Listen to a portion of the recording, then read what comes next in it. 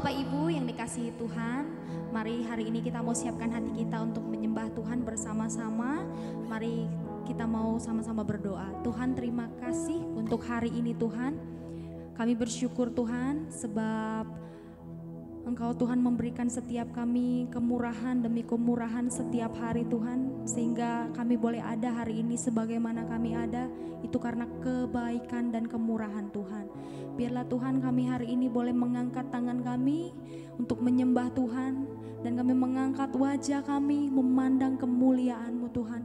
Biarlah ketika kami memuji menyembah Tuhan di rumah kami masing-masing, kami boleh mengalami perjumpaan yang indah, yang manis bersama dengan Tuhan. Terima kasih Tuhan Yesus, kami mengucap syukur. Haleluya. Amin Tuhan. Haleluya. Kami menyembah-Mu, kami menyembah-Mu Tuhan.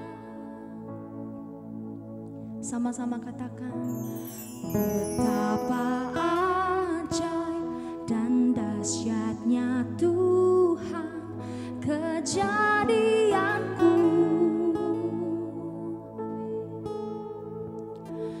Kau menenuh diriku serupa gambaran-Mu.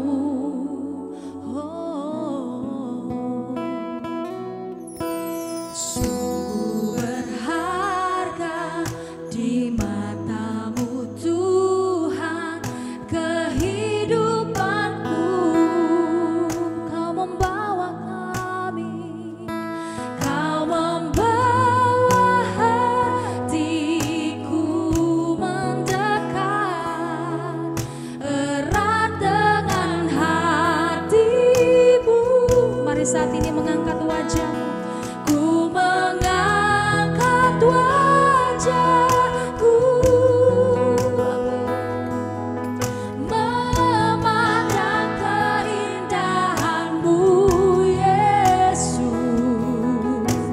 Syukur bagi kesetiaan-Mu di sepanjang hidupku. Ku mengangkat tangan, ku mengangkat tanganku. Betapa kasih dan karunia-Mu, tak sekalipun, amin, Kau tinggalkanku. Yesus sahabatku.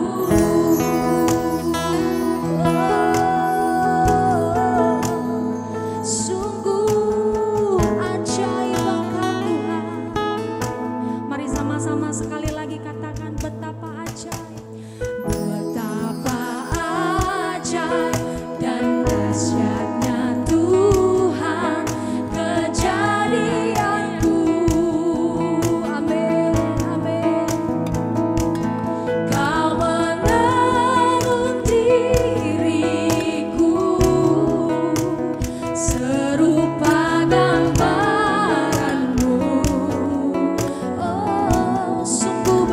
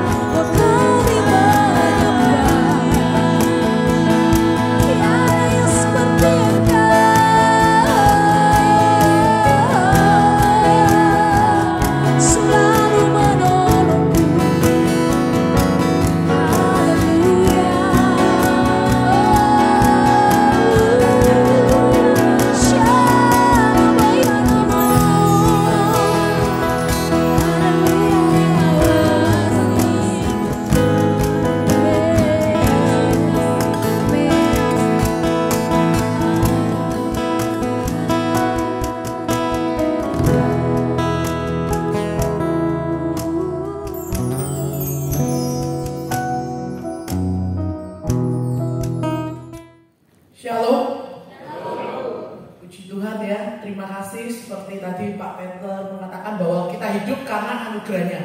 Ya, terima kasih Pak Peter bisa berbagi kesaksian, ya, firman di tempat ini bukan karena suatu kebetulan, karena memang tidak pernah menyangka. Saya memang ada jadwal ke Bali dan pulang itu besok bersama teman-teman saya, juga ada rekan-rekan sesama hamba Tuhan dan sebagainya. Nah, akhirnya pada waktu lalu ternyata diundang oleh Pak Peter untuk mengisi di tempat ini. Semua karena kemurahannya, semua karena anugerahnya. Amin. Secara fisik memang mungkin ya, kadang-kadang seperti Pak Peter tadi bilang, pagi bangun capek dan sebagainya, dan masalah ada, kadang membuat kita lesu ya, rasanya aduh nanti aja kita mau tunda untuk bertemu Tuhan. Oh nanti aja, siang bisa, sore bisa. Memang gereja di mana-mana banyak ya. Tapi di saat kita berkomitmen mendisiplinkan daging kita untuk haus dan lapar akan firman Tuhan, di situ Tuhan menyapa kita, memberkati kita melalui firman-Nya. Amin. Ya, puji syukur dan terima kasih sekali lagi. Nah, saya Lanawati Sanusi, saya dari Surabaya, ya, usia saya 52 tahun. Saya hidup sampai hari ini, ya. Memang tiba-tiba tadi pagi Tuhan memberikan saya satu tema yang saya nggak kepikir bahwa hidup karena anugerahnya. Karena saya tahu hidup saya memang benar-benar karena anugerah Tuhan. Kenapa saya bilang hidup saya karena anugerah Tuhan? Karena saya berapa puluh tahun yang lalu kehidupan saya sudah keluar melenceng, berdosa, melanggar, banyak sekali dosa yang saya lakukan. Berapa puluh tahun yang lalu saya adalah mantan bandar narkoba. Tapi hari ini kalau saya bisa berdiri di tempat ini, bukan karena saya baik, bukan karena saya lebih baik dari yang lain, no, tapi karena Tuhan yang lebih dulu memilih saya. Rancangan Tuhan tidak pernah gagal. Walaupun kita lihat rasanya gagal, tapi akhirnya saya hari ini bisa mengucap syukur bahwa saya ada karena anugerahnya. Amin. Beri kemuliaan bagi Allah kita. Ya. Selain membagikan firman, saya juga akan menyaksikan kehidupan saya. Jadi kita jangan pernah lelah. Kalau hari-hari ini kita mengalami suatu proses atau cobaan atau masalah silih berganti, ingat kembali jalurnya kembali. Saya dulu orang yang tidak mengenal Tuhan. Saya bukan orang yang mengenal Tuhan, yang jauh diajarkan untuk beribadah. Ya, saya dari keluarga yang istilahnya itu semua keyakinan itu sama. Jadi kayak nasi goreng maut, semua sama. Ya, kalau Natal saya kecil ke gereja, pikirannya bukan ibadah, tapi karena apa? Karena ada sentertas. Jadi pemahaman tradisi yang sangat salah, yang membuat saya itu akhirnya keluar dari jalur. Karena Tuhan itu sebenarnya tidak pernah menciptakan orang yang salah.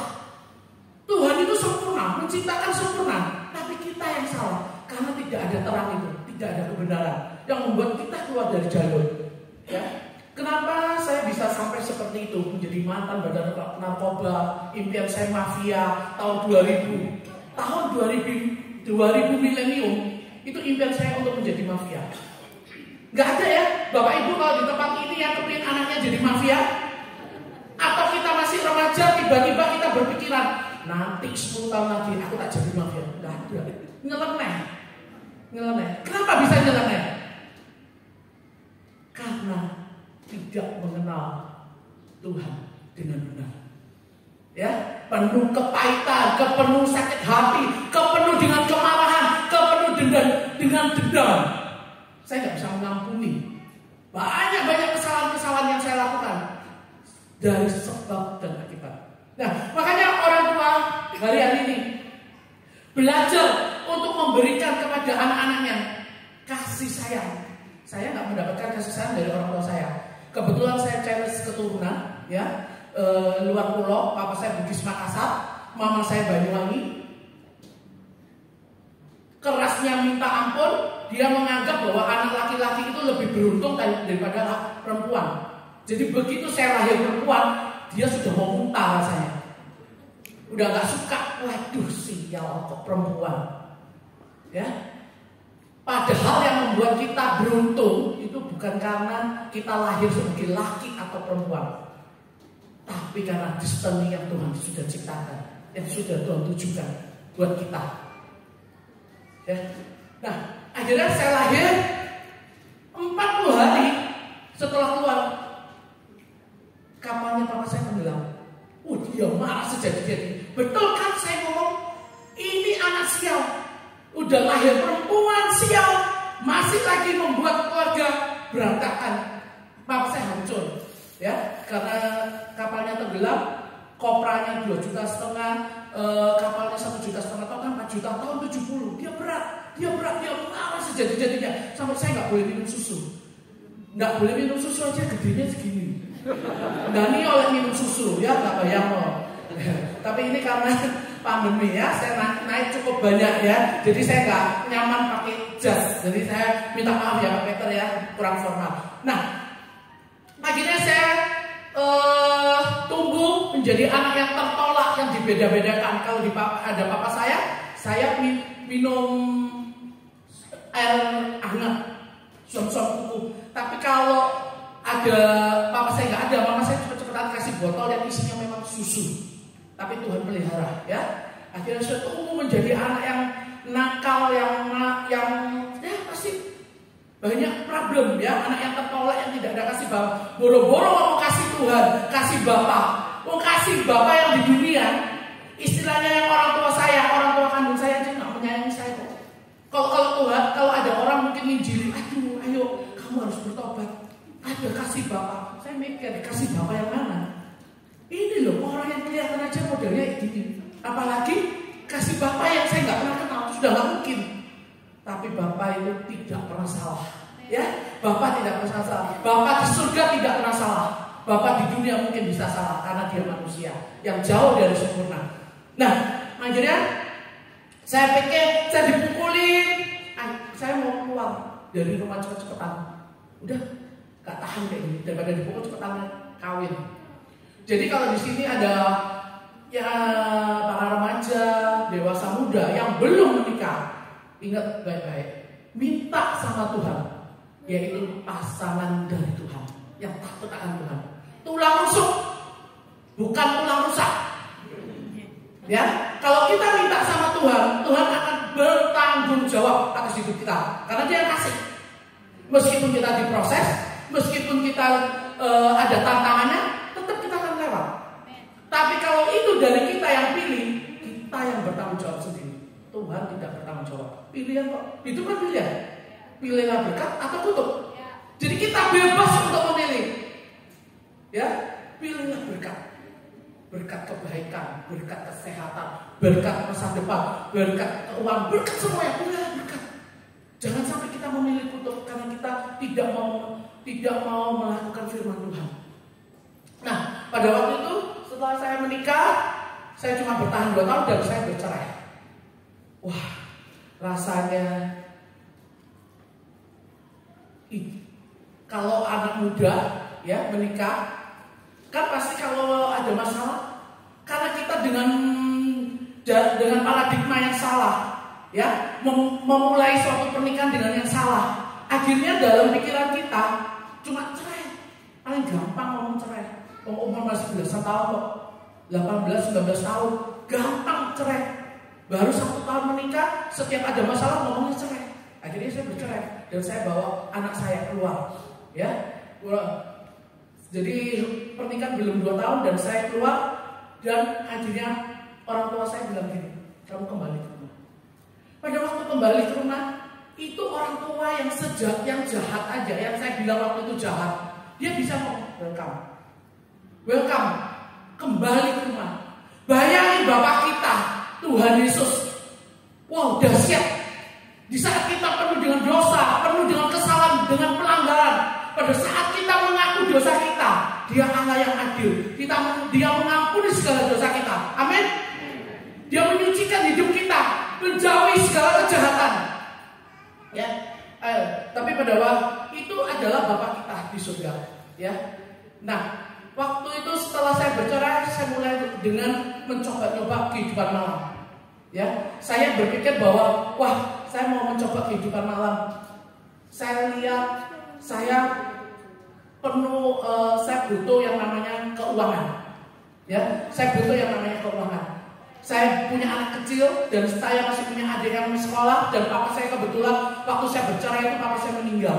Jadi hari itu seperti kayak merasa kesesakan yang begitu luar biasa. Saya menjadi istilahnya menjadi untuk menunjang keluarga ya. Akhirnya saya berpikir keras. Saya punya usaha waktu itu salon, dari pagi sampai malam kerja, ya cuma dapatnya biasa-biasa saja. Terus akhirnya saya mulai berjalan memulai dengan pergaulan yang salah. Saya punya teman-teman lingkungan yang salah. Teman-teman saya itu adalah teman-teman yang dunia malam, yang tidak mengenal Tuhan. Jadi akhirnya saya mulai diajarin untuk ke diskotik. Ya, saya ikut pertama sekali, 2 kali, 3 kali, dan itu menjadi ritme, menjadi kebiasaan yang buruk.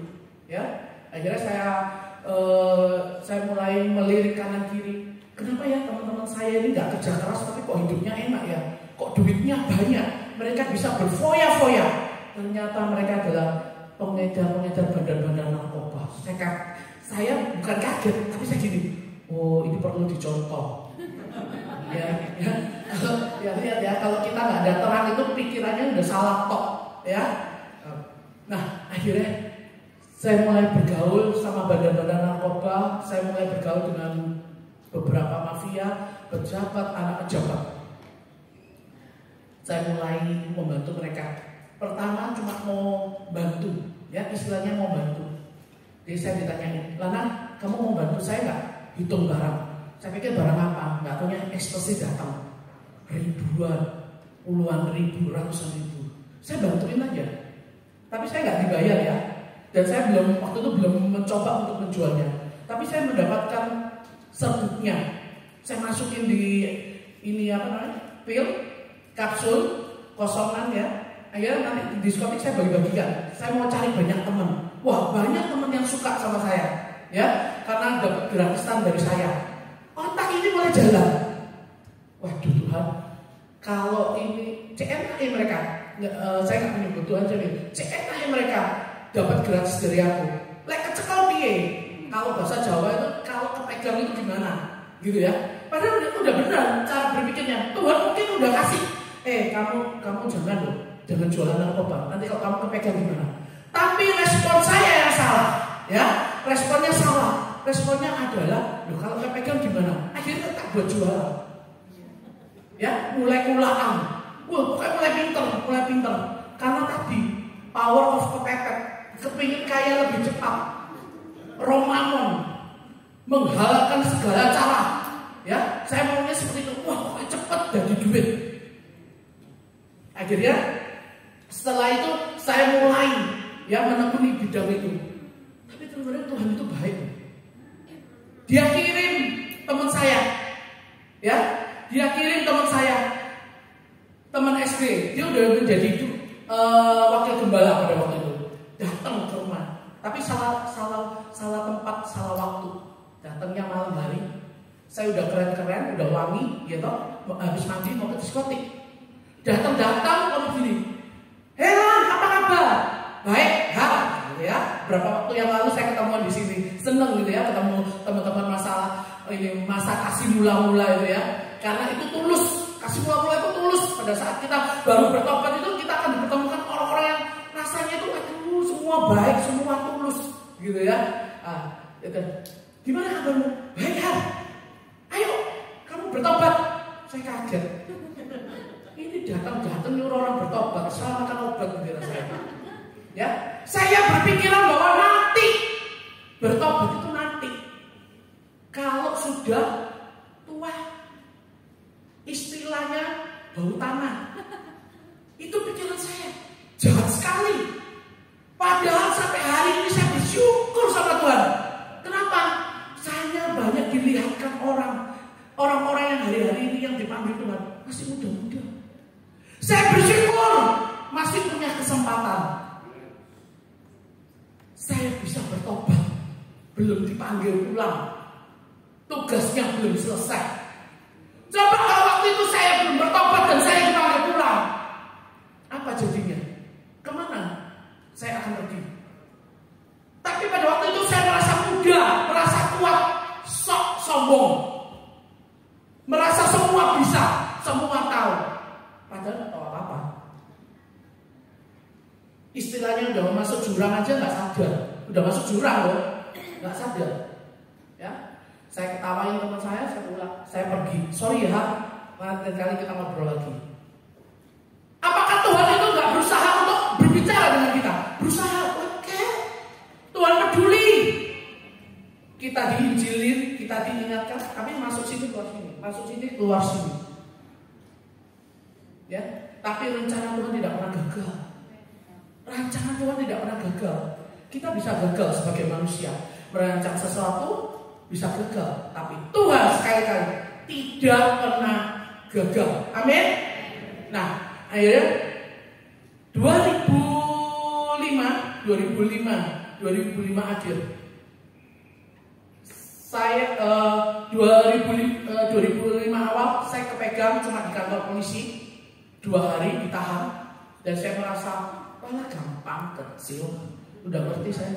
Nanti kalau ada saya bisa, berarti saya bisa main backing ya, karena teman-teman saya kebanyakan juga para pejabat. Nah, setelah itu keluar, bukan tobat, bukan takut ya, saya melakukan hal yang sama dan bahkan lebih parah ya, lebih menjadi-jadi. Gak sampai setahun Tuhan izinkan saya benar-benar ketangkep dan dipenjara 4 bulan. Benar-benar 4 bulan saya dipenjara. Di situ saya nangis sejadi-jadinya. Orang itu kalau masih ada kebebasan, nggak sadar diri.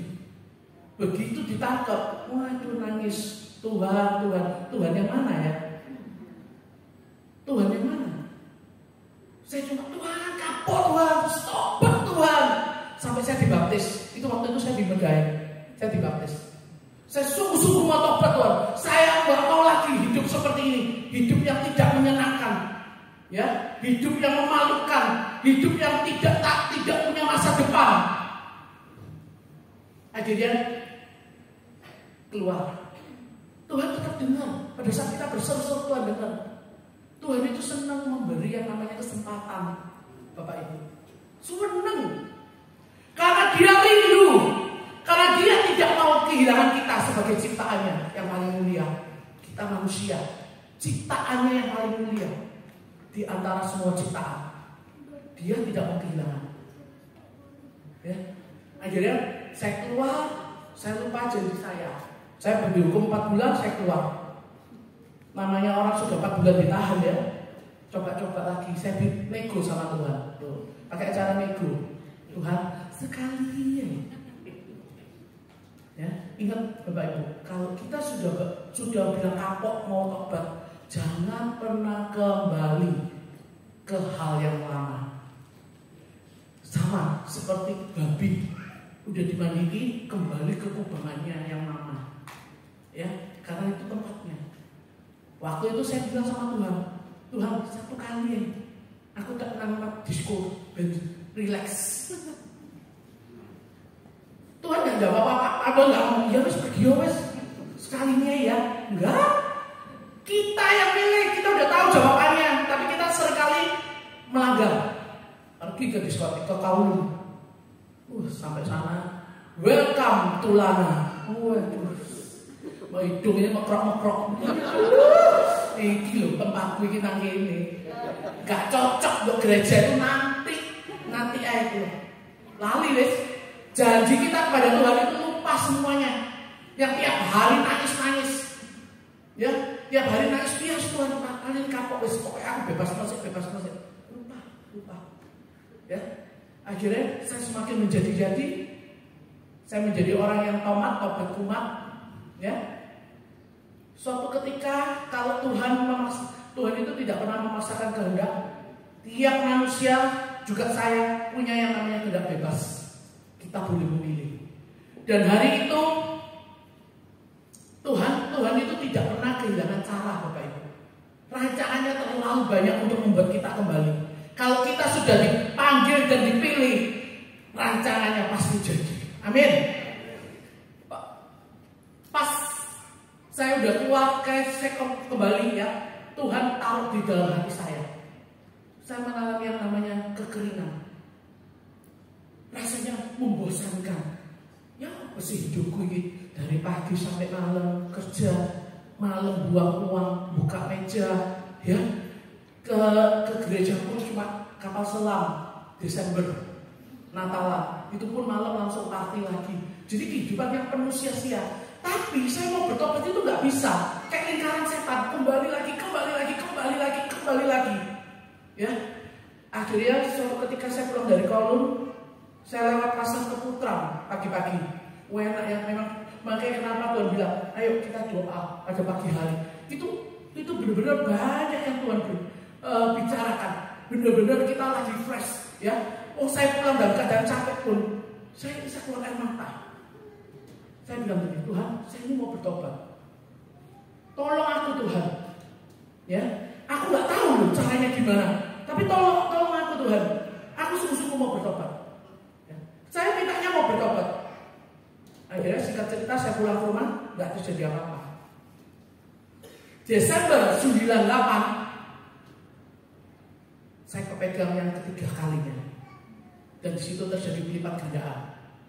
Mari hukumannya 4 bulan jadi 4 tahun. Undang-undangnya Pak Harto turun pertama kali. Dan saya nyeseknya minta ampun. Itu benar-benar gak main-main. Saya marah sama Tuhan sejadi-jadinya. Tuhan, kemarin itu aku minta itu bertobat, bukan masuk penjara. Kalau masuk penjara saya gak minta Tuhan. Tapi Tuhan itu tahu jauh-jauh ke depan. Rancangannya yang bagaimana untuk membuat kita sungguh-sungguh bertobat. Dia tahu. Kita pikir kita instan, nggak ada ya instan ya. Yang ada Indomie, mie instan. Tapi kalau namanya proses itu tidak ada instan.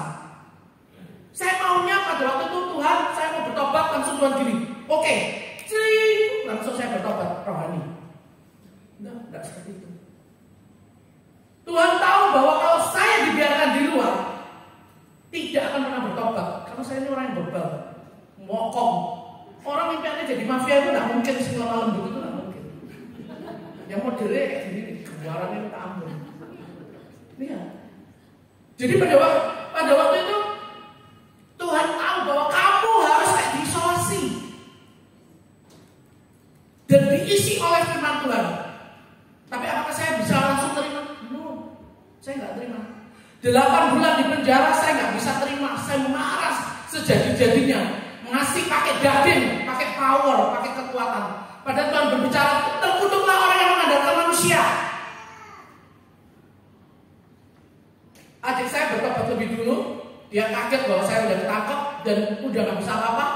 Nasibnya nggak tahu gimana karena dia udah tugas akhir dan dia masih butuh uang untuk sampai menjadi dokter full. Dia betul-betul mengandalkan Tuhan. Akhirnya dia digembalakan di PD Surabaya, suatu persekutuan di Surabaya, dan gembalanya datang.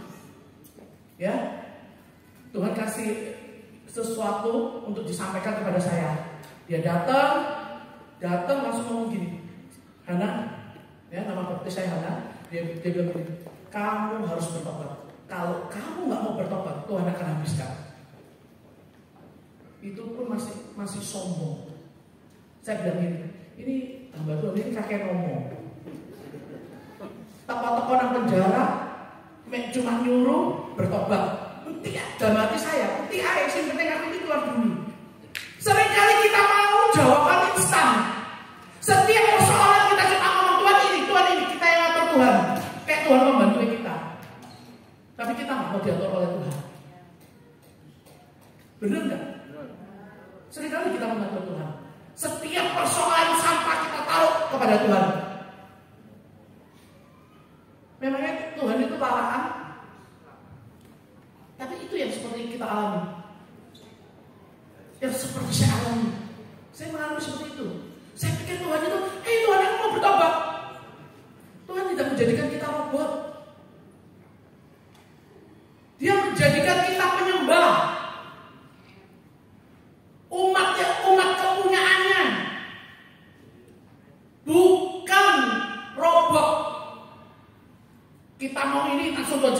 kita mau ini, bukan. Itu tidak akan membawa kita pada kemenangan, akan membuat kita semakin jatuh. Tuhan nggak seperti itu. Ya proses, dia izinkan proses.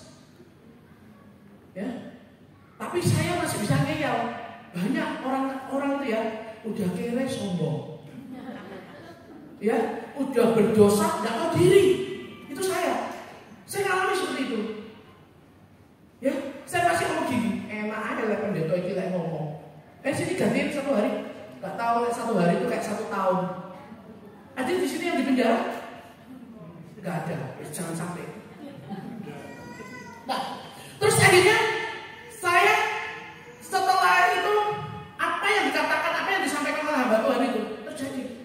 Saya masih pakai kekuatan saya tajir, masih punya mobil. Orang itu ya kalau masih ada cara, dia itu akan pakai caranya. Kesuwen, ngenteni Tuhan tolong itu kesuwen. Tahu kesuwen? Kelamaan, enak cara dewek. Iya enggak? Kita sering seperti itu. Ya, menanti janji Tuhan itu terlalu lama. Iso tak bantu Tuhan. Caranya gini. Blek soal, ya. Nah, akhirnya saya pakai cara saya. Saya tetap ngomong sama adik saya, Nis, jual mobil itu. Ini ada yang mau bantu saya layar bebas, layar lepas. Semua itu bohong. Tidak ada, Bapak Ibu. Ya, kalau ada kenalan, ada siapapun, kita jangan sampai salah paham. Nah, akhirnya betul-betul setelah mobil laku, uang saya bawa ke penjara untuk mengurus lepas, ditipu. Istilahnya uang setan dipangan jin. Kan nggak ada. Tapi pada waktu itu Tuhan sudah peringatin loh. Kalau kamu masih pakai kekuatanmu tak entekno loh. Tapi kita kan nggak nurut. Saya nggak nurut. Saya ini orang yang nggak gampang nurut. Orang yang watos. Lek wis karepe.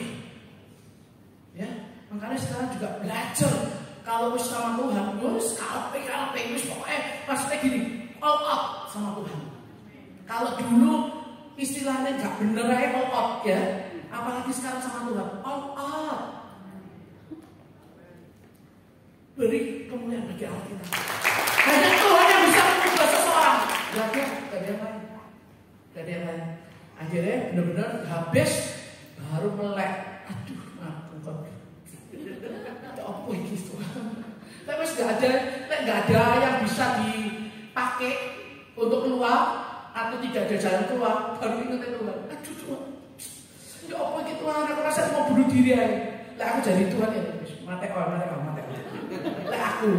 Untung bukan aku Tuhan itu. Ya. Karena Tuhan itu panjang sabar. Ingat Bapak Ibu. Tuhan semuanya mahal. Cuma satu-satunya panjang sabar. Di firman Tuhan dikatakan bahwa Tuhan itu panjang sabar. Kalau panjang sabar ada namanya time limit. Ya, ada yang namanya time limit. Akhirnya saya bilang ini, Tuhan, sudah tidak ada lagi yang dapat aku andalkan. Kalau engkau ada Tuhan, makanya enak, power of kepepet. Mau di sini ada yang saya doakan power of kepepet. Gue enak loh. Terus kepepet itu Tuhan kan tolong cepat, tepat waktunya. Ya. Karena apa? Fokusnya cuma sama Tuhan. Kalau sudah kepepet itu fokusnya cuma sama Tuhan. Mau kesehatan kah, mau ekonomi kah, mau rumah tangga kah, mau apapun, mau pekerjaan kah, atau nyawa kita sekalipun yang Tuhan bilang, atau dokter udah bilang kurang 2 bulan. Jangan takut. Selama kita udah di dalam Tuhan, jangan pernah takut vonis apapun dari manusia, termasuk dokter sekalipun. Karena kita punya dokter yang dahsyat, yang ajaib. Ya, ini lutut saya ini benar-benar berkat Tuhan. Saya sempat berapa waktu itu sakit dan saya mengalami kegemukan. Ya, berapa waktu lalu saya hanya karena Tuhan kirim ke Kupang berapa waktu lalu dan saya tidak pernah mau exercise ya karena takut cedera. Waktu itu mau pelayanan ya ke pedalaman, saya cuma ngomong Tuhan, jangan saya sampai sakit perut pokoknya. Karena selama perjalanan kalau sakit perut di pedalaman itu nggak aman. Ya, tidak ada tidak ada restroom atau toilet. Sing ada itu alam terbuka. Jadi jangan coba-coba sakit perut. Akhirnya pada waktu itu saya sakit, benar-benar sakit perut jam 8 malam, udah sepi, udah nggak ada. Akhirnya kita harus cari rumah orang, minta tolong, dan itu kamar mandinya itu di luar rumah, ya di luar rumah. Saya cuma ngomong gini, Tuhan, saya tahu klosetnya sana itu semua kloset duduk, kloset jongkok. Saya sudah nggak pernah jongkok itu udah lama, karena ini tidak bisa ditekuk. Jadi saya cuma bilang, Tuhan, kalau sampai saya sakit, saya nggak bisa melayani. Saya bilang, bukan bilang nggak mau melayani, tapi saya bilang kalau saya sakit, dengkul saya nggak bisa melayani. Ternyata pada waktu kepepet ya toh, krek gitu toh, bunyinya krek. Aduh, saya udah takut. Pokoknya keluar dulu deh ya. Sakit perut kan? Waduh. Ternyata Tuhan berikan kesembuhan, beri kemuliaan bagi Allah kita. Kadang Allah kita ini takut melangkah, takut apa? Hanya ini toh. Coba kan dokter bayar piro untuk nggak dioperasi. Karena dokter kalau ngomongnya enak, operasi, ini tuh tempurung begini. Enggak, hanya mau melayani Tuhan. Aku bilang, Tuhan bisa diajak ngomong, ya dia bapak kita, dia ngerti, ya. Saya bilang, Tuhan, kalau sampai ini saya sakit, saya nggak bisa melayani loh Tuhan. Bukan nggak mau, tapi nggak bisa melayani. Akhirnya saya mengalami kesembuhan. Semua dua-duanya berkat Tuhan. Ya, jadi jangan pernah kita hanya berpikiran bahwa Tuhan tidak sanggup. Jangan berpikir. Tuhan itu kalau mau nolong kita itu kayak membalik tangan. Jeketek emek menurut istilahnya orang Jawa bilang itu gitu. Jeketek emek gitu ya, cek gampang. Ya itu Tuhan. Kalau kita sulit, tapi Tuhan itu gampang. Ya. Nah, akhirnya saya di penjara. Saya pikir gini, ya waktu itu saya cuma berserah total. Tuhan itu tahu yang namanya hati, ya tidak bisa dibohongin. Saya cuma bilang bahwa Tuhan, kalau Engkau ada, tolong aku. Memang saya benar-benar kayak pengen bunuh diri. 4 tahun, saya baru jalani 8 bulan itu rasanya kayak brutal. Ya, udah pokoknya, aduh, kayak kesesakan yang luar biasa. Gak tahu saya harus ngapain. Ya, akhirnya malam Natal Tuhan kirim hambanya datang pelayanan ke penjara. Bayangin malam Natal ke gereja-gereja enak, ketemu banyak orang. Ngapain harus ke penjara? Kita waktu itu yang Katolik dan Kristen cuma 10 orang. Tapi Tuhan tahu 1 jiwa itu berharga buat Tuhan. Ya. Nah, akhirnya saya dilayani, ya, saya dilayani, didoakan, saya mengalami melepaskan. Dan itulah awal titik balik. Dan saya sungguh-sungguh bertobat. Mulai baca firman, mulai doa siang, doanya banyak. Mumpung di penjara itu enak, kalau gangguan. Ya toh, pagi siang. Loh, ya saya ini sampai kangen yang namanya kasih mula-mula. Kasih mula-mula itu kan dahsyat. Diapa orang pun gak kesinggungan, betul gak? Wah enak banget, pokoknya wah cuma orang semua baik. Kasih mula-mula, Tuhan ingatkan hari-hari ini terakhir saya. Kasih mula-mula, kasih mula-mula. Kalau kamu tetap on fire, kalau kamu tetap jaga itu kasih mula-mula, kamu gak akan gampang kecewa. Kamu gak gampang sakit hati. Kamu gak perlu tersinggung. Kasih mula-mula, Tuhan cuma kasih mula-mula, kasih mula-mula. Iya ya, waktu kasih mula-mula itu bagi kapak nolong itu mengguyut toh. Sekarang mulai dikit gitu ya. Kalau diangkat orang itu begini, kita nono ya, kita nono. Meskipun nggak ngomong tapi di sini kita nono ya, kita nono. Tingkahnya banyak kita itu manusia. Makanya Tuhan hari-hari ini cuma ngomong sama saya, kembali dalam anugerahku, kembali dalam kasih karunia-Ku, kasih mula-mula, simple. Tuhan nggak ngomong panjang lebar, kasih mula-mula. Kasih mula-mula itu istilahnya orang yang pertama kali jatuh cinta. Betul Bapak Ibu? Yang udah menikah, kalau waktu jatuh cinta pertama kali kan jontok toh. Yo, istilahnya kate digawa nang sawah ya jontok. Percaya toh. Tapi begitu sudah kita apa? Kita mulai bertingkah. kita mulai susah diatur sama Tuhan. Kedagingan kita udah mulai tumbuh. Saya berharap kita semua sadar bahwa kita hidup karena anugerahnya. Tadi pagi Tuhan cuma ngomong, hidupmu itu karena anugerah. Oh iya, percaya. Sungguh-sungguh aku percaya hidupku karena anugerahnya. Saya gak bisa sampai hari ini kalau bukan karena anugerahnya. Tuhan sudah perlihatkan di masa-masa yang duka, masa-masa pandemi, masa apapun Tuhan pelihara. Amin. Ada yang di sini yang lagi pelihara Tuhan? Gak ada. Oh, kita masih bernafas, berarti Tuhan masih pelihara. Jangan khawatir, jangan takut, percaya. Akhirnya saya sungguh-sungguh bertobat, saya bilang sama Tuhan, Tuhan, aku mau sungguh-sungguh ngasih Engkau. Dan waktu itu doa saya langsung berubah. Bukan saya mau cepat keluar, saya cuma ngomong apa? Tuhan, kalau Engkau izinkan saya cepat keluar, saya cuma mau hadir di pernikahan adik saya di Januari 2001. Tapi kalau enggak pun, aku tetap akan melayani Engkau. Saya mau serahkan hidup saya. Makanya kita ini ya, jangan memberikan hidup karena sisa. Wis di penjara, baru iki wis aku tak melayani Tuhan. Wis sakit-sakitan, cacat, ya wis aku tak melayani Tuhan. Sudah ekonomi hancur, waduh, pokoknya aku diberkati lagi ini, dipulihkan, aku pasti melayani Tuhan. Kita seringkali memberikan Tuhan yang sisa, tapi hari ini kita berlomba-lomba mau memberikan yang terbaik buat Tuhan. Akhirnya saya bertobat, saya sungguh-sungguh tiap malam Tuhan ingatkan beberapa banyak dosa-dosa yang saya lakukan, seperti film. Tuhan bangunin setiap jam 2. Saya sampai berpikiran nih, dahsyat Tuhan.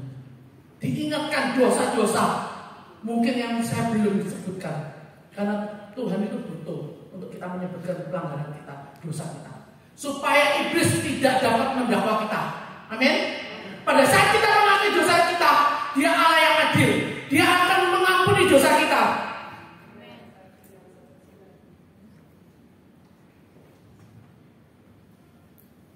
Tuhan tidak pernah ingat-ingat pelanggaran kita. Pada saat kita mengaku dosa kita, Tuhan mengampuni semuanya. Makanya butuh yang namanya pengakuan. Maaf, saya kurang masih ada waktu ya, Pak Peter ya. Karena saya nggak lihat jam sama sekali di sini, jadi saya agak nervous. Nah, akhirnya saya mengakui setiap Tuhan ingatkan, Kevin, tiba-tiba bangun ya, keringet dingin. Aduh Tuhan, ampuni Tuhan, aku pernah melakukan ini. Tiap hari. Di saat saya mulai minta ampun, Tuhan mengampuni semuanya. Butuh yang namanya pengakuan. Kita nggak bisa menyembunyikan yang namanya dosa. Manusia bisa kita tipu, tapi Tuhan nggak bisa. Kita harus ngomong terus sama Tuhan. Akhirnya saya belajar doa puasa dan semuanya, belajar firman juga di dalam penjara ya. Pada saat tepat, waktu yang tepat, akhirnya Tuhan memberikan saya kebebasan. Ya, kebebasan ini pun bukan suatu kebetulan. Hanya banyak orang yang dipikir segala sesuatu itu kebetulan. Tidak, Tuhan tidak pernah yang namanya kebetulan. Sebelum saya masuk yang ketiga kali ini, Rutan Medaeng sempat kebakaran. Akhirnya sebulan kemudian saya masuk, saya marah. Ini Medaeng ini pakai acara kebakaran. Lihat aku ditaruh LP Gresik. LP Gresik itu airnya kuning, ya, sempit. Satu kamar itu banyak orang, pokoknya macam-macam. Penjara kayak kos-kosan aja, cek mau milih. Kenapa udah di penjara, masih memilih? Keluarga saya jauh untuk datang. Jadi saya tuh kayak bukannya sadar bahwa saya di penjara ini karena kesalahan, tapi saya masih numpak. Nanti di penjara, nanti kebakaran. Ternyata Bapak Ibu, Tuhan tidak pernah salah. Apapun yang tidak baik, Tuhan bisa jadikan baik. Apapun yang kita kelihatan ini kebetulan, itu bukan suatu kebetulan. Tuhan memang merancang. Sudah tahu jauh-jauh hari bahwa saya akan ketangkep yang ketiga kalinya. Saya mengurus pembebasan bersyarat, dimintakan surat. Minta surat. minta surat di Rutan Medaeng dan di Jakarta. Pada waktu kebakaran tidak ada satupun surat tentang saya ditahan. Kalau Tuhan menghapuskan dosa kita seperti dari barat ke timur, seperti lagu yang saya sangat suka itu. Sejauh timur dari barat, Engkau membuang dosaku, takkan kau ingat lagi pelanggaranku. Dahsyat Tuhan itu lagu-lagu yang waktu saya kasih mula-mula senang saya nyanyikan itu setiap hari, pagi, siang, sore. Ya, akhirnya saya mengalami suatu pemulihan yang dahsyat. Waktu Tuhan, waktu yang terbaik. Ya, saya pikir gara-gara Medaeng dibakar kebakaran, saya pindah ke LP Gresik nggak enak. Setelah saya divonis, saya dipindah ke LP Malang. Saya pikir itu suatu bencana pada waktu Medaeng kebakaran. No. Tuhan tidak pernah gagal. Sekali lagi, Allah kita bukan Allah yang gagal. Allah kita adalah Allah pemenang. Ya, hidup kita penuh dengan kemenangan. Kalau tidak ada hari itu, saya tidak bisa bersaksi, Bapak Ibu. Saya nggak bisa membawakan firman. Mana firmannya yang bisa saya ngomong? Makanya Allah itu secara pribadi dengan Tuhan. Kita bisa bersaksi setiap hari ngoceh tentang kebaikan Tuhan. Waktu mengurus pembebasan bersyarat, dimintakan surat bahwa saya pernah di penjara sebelumnya. Istilahnya udah residivis.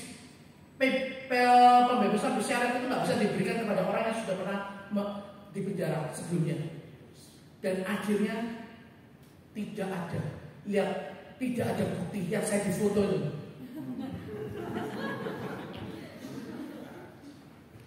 Tuhan hapuskan semuanya.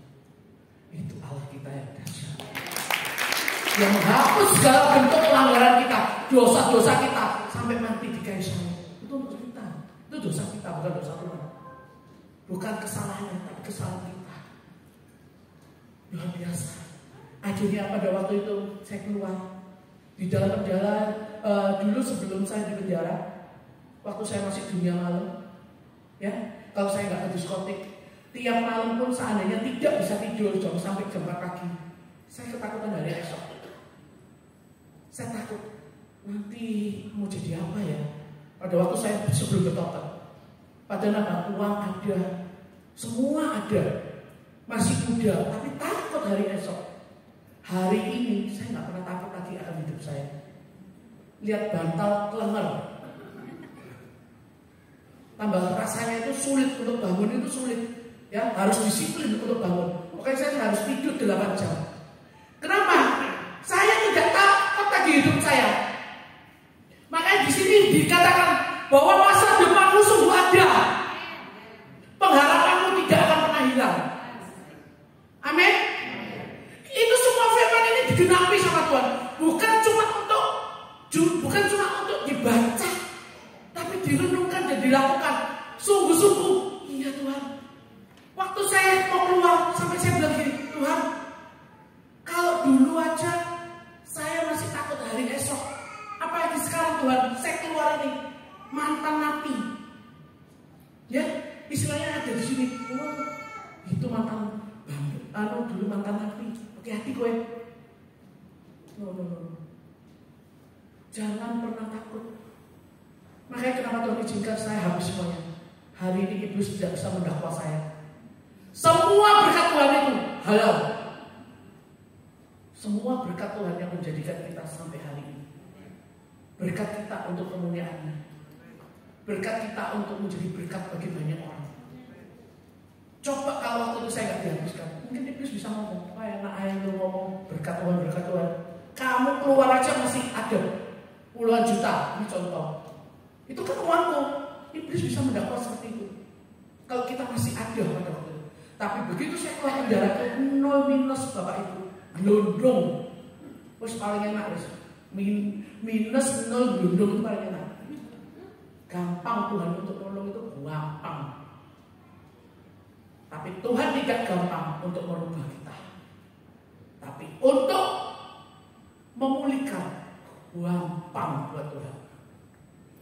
Yang saya sudah jelas, saya cuma mantan nabi. Saya keluar dari berat 58, keluar 78. Baju gak ada yang cukup. Ketemu teman, dikasih celana panjang baru kok koloran. Ya. Sekarang dari keluar 78, sekarang naik lipat gandaan naik. Pandemi ya, hampir 15 kilo. Itu mulai disiplin lagi. Berarti Tuhan itu pelihara. Tuhan sanggup untuk menjaga kita, menolong kita, memberkati kita. Jangan pernah khawatir. Yang dulu saya nothing, yang bukan siapa-siapa, hari ini saya menikmati semua yang terbaik dari Tuhan. Amin. Semua pasti menikmati yang terbaik dari Tuhan. Makanya belajar mengucap syukur. Mengucap syukur terus. Walaupun keadaan gak enak, secara mata belum ditolong sama Tuhan. Bukan Tuhan gak nolong. Dia punya waktu yang tepat. Tepat waktu Tuhan. Tidak pernah terlambat. Kita sering mereka-rekakan, waduh Tuhan ini kesuwen, wah Tuhan ini gak sanggup. Dijauhkan dari kita. Tuhan terlalu sanggup Bapak Ibu. Amin. Ya, Tuhan terlalu sanggup. Tuhan itu penolong yang sejati. Dia berkorban nyawanya, apalagi kita. Apalagi cuma untuk menolong kita. Terlalu mudah, terlalu gampang. Tetapi yang membentengi segala sesuatu itu keakuan kita. Hati kita yang membentengi. Kita suka membatasi hadirat Tuhan. Kita suka membatasi pekerjaan Tuhan. Kita suka membatasi untuk Tuhan menolong kita. Ayo kita sama-sama kembali kepada firman Tuhan. Kita mau mengiring Tuhan sampai akhir. Sampai akhir Tuhan datang atau kita dipanggil Tuhan terlebih dulu pulang. Ayo kita baca firman. Dari tadi nggak baca firman, tapi semua itu sudah saya sampaikan. Ya, 1 Korintus 15 ayat 10. Dari tadi kesaksian hidup saya itu adalah sebuah firman. Ya, itu pun secara saya menyampaikan kepada Bapak Ibu bahwa Tuhan itu dahsyat. Ya, tetapi karena kasih karunia Allah, aku adalah sebagaimana aku ada sekarang. Dan kasih karunia yang dianugerahnya kepadamu tidak sia-sia. Tuhan tidak pernah sia-sia melakukan sesuatu apapun. Jadi jangan pernah menganggap enteng bahwa Tuhan itu, waduh, ya, tidak pernah sia-sia. Sebaliknya aku telah bekerja lebih keras daripada mereka semua. Tetapi bukannya aku, melainkan kasih karunia Allah yang menyertai aku. Di sini yang saya dapatkan rema tadi pagi, bekerja lebih keras. Bukan berarti saya lebih hebat daripada orang di luar sana, atau lebih hebat dari Bapak Ibu di tempat ini. Tidak. Tapi yang saya bilang bekerja lebih keras, Tuhan memberikan saya rema, hikmat. Tiap hari saya harus bersaksi kebaikan Tuhan, pertolongan Tuhan. Jangan pernah lupa dari mana Tuhan angkat saya. Dan jangan pernah lupa dari mana Tuhan membuat Bapak Ibu bertobat. Dari mana Tuhan menolong Bapak Ibu. Jangan pernah lupa.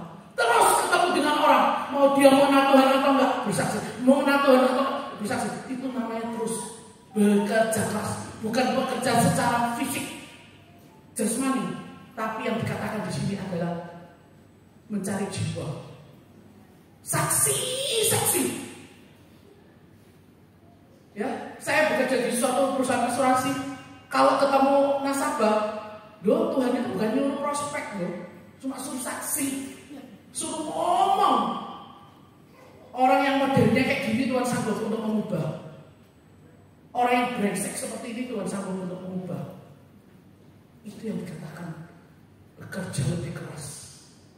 Paulus bekerja lebih keras. Saksi. Ketemu orang baru, suka nggak suka ngomong tentang kebaikan Tuhan. Itu ya memberikan hadirat Tuhan kepada lawan bicara kita. Orang yang belum mengenal Tuhan, dia akan, wow, rasanya kayak ada suatu hadirat Tuhan.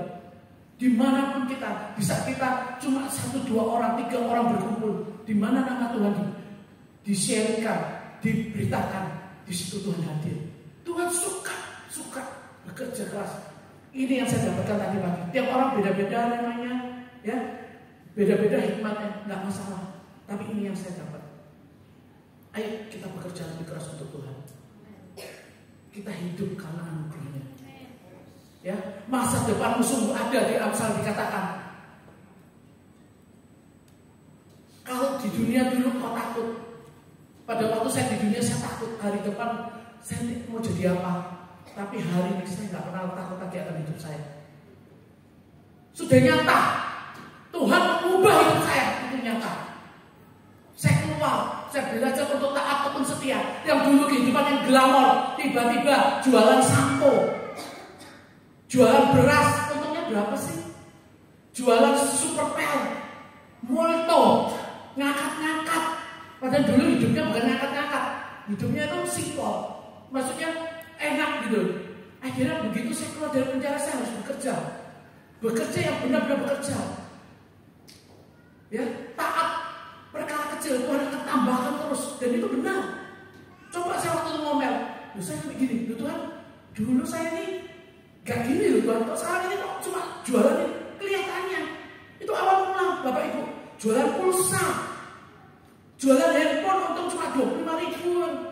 Tapi Tuhan pelihara saya sampai hari ini. Ya, pada waktu saya di itu kayak di padang gurun. Waktu keluar dari penjara, saya seperti di padang gurun. Berapa tahun? Tapi Tuhan pelihara. Ingat baik-baik. Yang penting itu Tuhan pelihara. Yang penting itu kita di tangan siapa? Kalau di tangan iblis itu mematikan. Karena memang iblis itu membunuh, membinasakan, mencuri, membunuh dan membinasakan. Tapi di tangan Tuhan yang tepat. Saya kayak dipelihara burung gagak. Ketemu teman, dikasih angpau. Ketemu teman, dikasih angpau. Dipelihara, itu namanya dipelihara. Itu zaman tahun 2000 akhir 2001. Terus Tuhan didik mulai harus kerja. Kehidupan yang bertolak belakang. Kehidupan yang bertolak belakang. Tapi Tuhan itu dahsyat. Makanya tadi pagi Pak Peter sebelum saya mulai berbicara, Pak Peter bilang, wah hidup itu karena anugerah. Tuh, aku bilang kok nyambung ya. Tuhan itu memang baik. Rasanya badan ini mungkin kadang-kadang kita capek, lelah. Tapi kalau sudah ngomong Tuhan, koyok gak bisa dimandang loh. Rasanya ada suatu luapan roh yang menyala-nyala, on fire. Makanya Tuhan bilang, ayo kembali pada kasih mula-mula. Kasih mula-mula, kasih mula-mula, kasih mula-mula, itu gak akan pernah capek. Karena kita ada di bawah anugerahnya, di bawah hadiratnya terus. Orang kalau yang namanya jatuh cinta, cuma mau ketemu pacarnya, betul gak? Bapak Ibu dulu kalau yang pacaran kan cuma mau ketemu pasangannya kan? Yang tengah malam, ya toh, istilahnya itu apa? Gunung kudaki, ya, laut kuseberangi. Banjir gak teko. Ya, istilahnya seperti itu. Istilahnya kita berani, ayo kita buat Tuhan. Ini sudah mumpung kita di ujung akhir zaman, ya. Kita nggak tahu masa-masa yang akan di depan sana nanti. Tapi percaya, pada saat kita terus gagal sama Tuhan, kita dikasih kepekaan, kita dikasih yang namanya kemenangan demi kemenangan. Kita dikasih tahu terlebih dahulu. Ya, kita nomor satu di depan orang dunia, kita lebih tahu lebih dulu bahwa Tuhan mau seperti apa. Jangan khawatir, jangan takut. Percaya Tuhan sanggup untuk menolong kita. Amin. Serahkan segala kehidupan kita, kekhawatiran kita, masalah kita, persoalan kita, gandol sama Tuhan. Di saat kita gandol, di situ ada jalan keluar, ada pertolongan, ada penyertaan, ada perlindungan. Dunia tidak pernah menjanjikan apa-apa, Bapak Ibu. Kita akan masuk masa-masa yang suram buat dunia. Tapi pada hari-hari ini anak-anak Tuhan akan mengalami tuntunan Tuhan yang luar biasa. Jangan pernah takut. Serahkan hidup kita kepada Tuhan. Ayo kita perbaiki hidup kita. Kalau kita salah ngaku, kita salah, kita belajar terus belajar. Kita ini orang Kristen, orang yang percaya Tuhan, itu belajar tidak ada henti-hentinya. Belajar dan belajar dan belajar dan belajar, disempurnakan sampai Tuhan datang. Amin. terima kasih. Biarlah berkat firman Tuhan hari ini dan kesaksian ini boleh menjadi rema berkat buat kita semua. Kita orang dan kita menjadi pelaku firman. Tuhan memberkati.